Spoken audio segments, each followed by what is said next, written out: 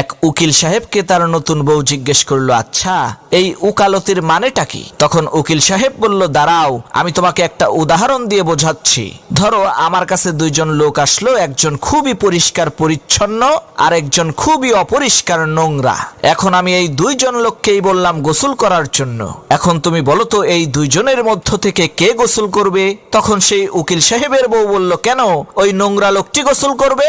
উকিল সাহেব বলল, না ওই পরিষ্কার লোকটি গোসল করবে, কারণ তার গোসল করার অভ্যাস আছে। আর ওই নোংরা অপরিষ্কার লোকটি তো গোসলের মর্মই বোঝে না, ও গোসল করবে কেন?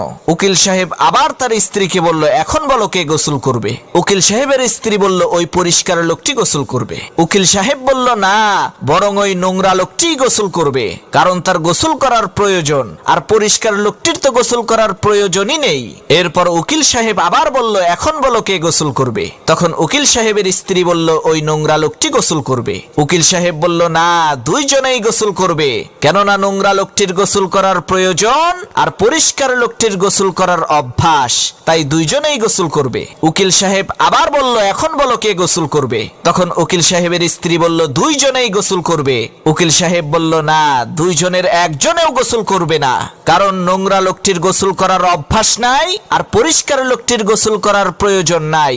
উকিল সাহেব আবার বলল, এখন বলো কে গোসল করবে? তখন তার স্ত্রী বলল, আমি মাফ চাই, এখন তুমি বলো কে গোসল করবে, কারণ তুমি প্রত্যেকবার আলাদা আলাদা উত্তর দাও আর প্রত্যেকটা উত্তরই সঠিক হয়। এখন আমি বুঝবো কি করে যে কোন উত্তরটা সঠিক? তখন উকিল সাহেব তার স্ত্রীকে বলল, এটাই ওকালতি। কোন উত্তরটা সঠিক সেটা কোনো বিষয় না, আসল বিষয় হলো আমি আমার কথাকে সঠিক প্রমাণ করার জন্য কতগুলো যুক্তি আর দলিল দিতে পারি।